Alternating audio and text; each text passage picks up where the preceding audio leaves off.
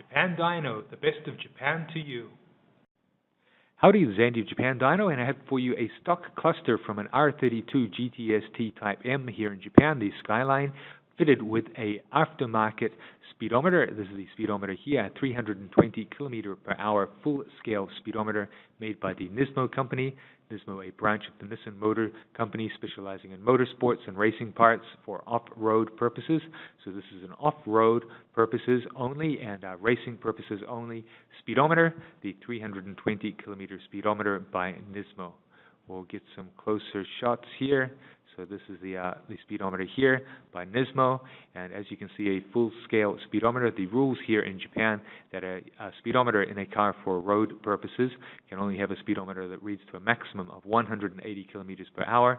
Anything over that for a JDM, for a Japan domestic market vehicle, will be an aftermarket speedometer. So this is an aftermarket speedometer, of course, reading 320, the maximum that NISMO makes, 320 kilometers per hour for off-road and racing purposes only. Of course, in Japan, often used on the road, but illegally, of course. And so the NISMO 320 kilometer per hour speedometer, and we'll run through some further shots, just showing you the regular cluster.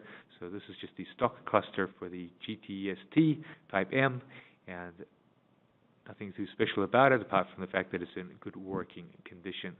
But easier to send the speedometer in the cluster, and makes for an easier swap if you just want to swap in the whole cluster. If you want to keep your own cluster, of course, you can just remove the speedometer from the cluster here and put it into your own cluster. Just plug and play, very simple. And finally, the back of the unit here, you can see with everything on the circuit board in nice condition and 100% working order, and with the plastic plate attached on the front. So previously we removed the plastic front cover to get better photos of the front there.